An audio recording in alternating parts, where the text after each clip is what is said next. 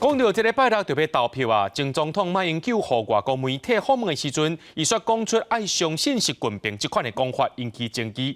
还有伊的选战时也无邀请马英九，奉质疑讲是要甲伊来切割关系。还有伊伫今仔日的国际记者会顶头强调，若准有当选，任内袂去处理统一的问题。那民众党的郭文哲是表示，若准一开始就相信别人伤过危险啊。另外，民进党的赖清德也针对着马英九的言论，伊是强调讲九二共识这条路行到底，台湾就和香港同款。花东新北的本命区车队扫街，国民党总统候选人侯友宜加强陆战要告票。昨日早起，佮承办国际记者会，讲两化议题。侯友宜讲，若当选，任内袂去卡统一的问题。在我的任内，不会触及统一问题。无论习近平是什么一个状况，我们自己一定要做好万全的准备。但前总统马英九相信习近平的讲法是引起大家的讨论。马办国证实侯友宜选政时也无邀请马英九，逢质疑咧切关系。侯友宜讲尊重党中央和竞总的规划。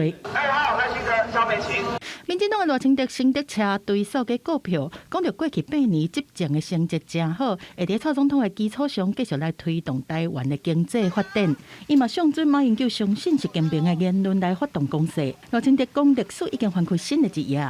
已经被习近平多次公开定调为一个中国原则、一国两制的台湾方案。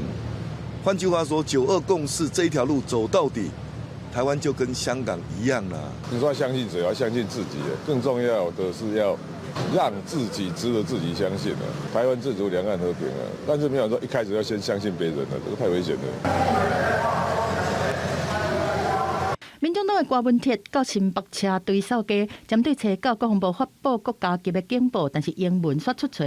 郭文哲认为讲，政府长期以来就是逐工拢伫应付新闻，毋是在解决问题。伊讲政府无可能无做毋到代志，但是重点是要有反省改进的能力，检讨问题，而且找到解方。